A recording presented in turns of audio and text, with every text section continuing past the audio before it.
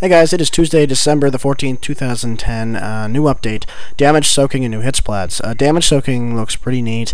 The ability is been added to most of RuneScape armor, and previously only the Farseer, Eagle Eye, and Chaotic Kite Shields had this ability.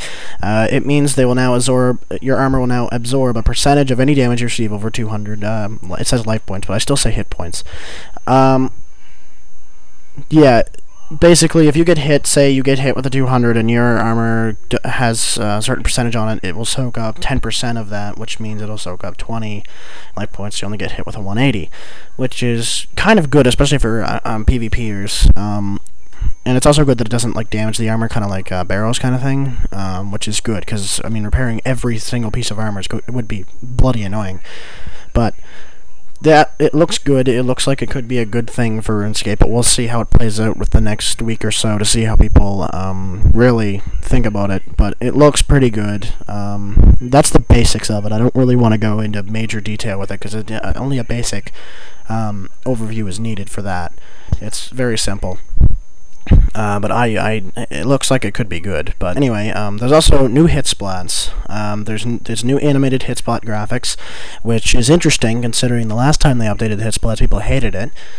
So it should be interesting how these ones are taken in too, because the classic Hitsplats are still wanted now. But hopefully these ones look good. The damage type is now displayed next to the Hitsplat to identify what damage you are taking, melee, range, or magic, and hence what prayer curse might help reduce to prevent the damage.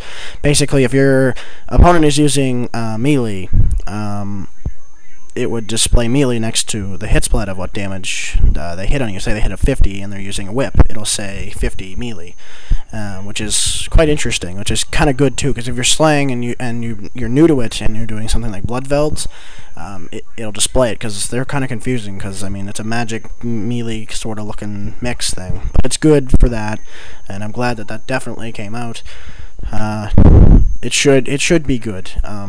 Hopefully they did it right and it looks good.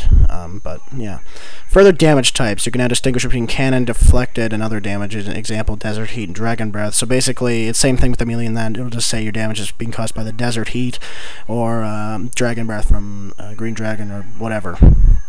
Max hit splats. So if you hit your max hit, or above it, using special attacks such as DDS or D-Claws, or AGS spec or whatever, you'll see a different and more vibrant hit splat. So it'll be a lot brighter, a lot more noticeable, just basically to show off your combat ability, and so you know what your max hit is definitely.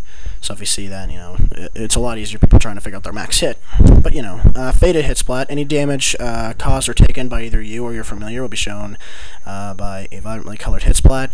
Any damage caused or taken by other players will be shown as a faded hit splat. So basically, if you're in Clan Wars and you're attacking somebody, your hits on them will be much more bright, much more colorful than other people's, so you can know what you hit. So, because I mean, I don't know how many times I've gone into Clan Wars, so I've killed somebody and it was me and 3 other people, and we're all like, oh, I did it, oh, I delivered the final blow, oh, I did it, you know, that kind of stupid thing. Now, you'll know. If your armor helps you soak damage, you'll have another splat displayed alongside the damage, as you can see how much hit has been reduced by. So basically, like I said before, if you have 200, you get hit with a 200 and it soaks up 20%, it'll show 180 and then 20.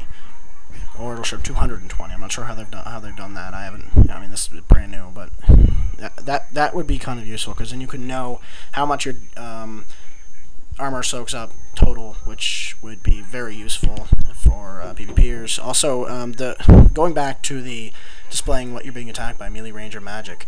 If it says that, and it's like a really crowded PvP world, you're not sure what you're being attacked with right away, and it says that, you can quickly switch to the prayers that are needed to defend yourself against that, or switch to a different combat style, whatever. In other news, Duke Horatio has realized players may want to have multiple anti-dragon shields. No frigging shit.